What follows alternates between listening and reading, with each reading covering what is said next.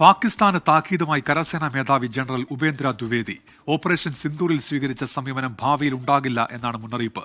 ഭീകരവാദത്തെ തുടർന്നും പിന്തുണച്ചാൽ ഭൂപടത്തിൽ നിന്ന് ഇല്ലാതാക്കുമെന്നും കരസേനാ മേധാവി പറഞ്ഞു. ആർ അച്യുതനുണ്ട് ഡൽഹിയിൽ നിന്ന്. അച്യുതൻ, വിവരങ്ങൾ.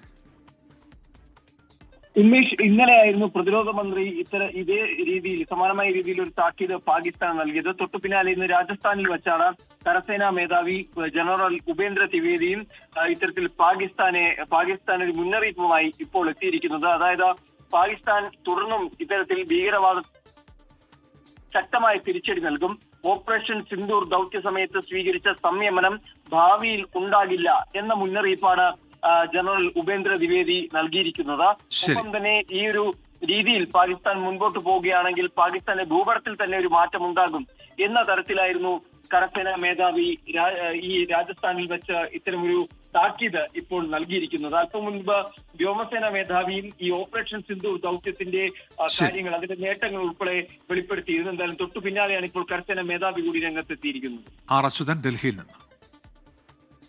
ലോകത്തെവിടെയായാലും ഏത് സമയത്തും 24 വാർത്തകളും ഓഗ്മെന്റഡ് റിയാലിറ്റി പാക്കേജുകളും എക്സ്പ്ലെയിനറുകളും വിശദമായി കാണാൻ ഞങ്ങളുടെ യൂട്യൂബ് ചാനൽ നിങ്ങൾക്ക് സബ്സ്ക്രൈബ് ചെയ്യാം.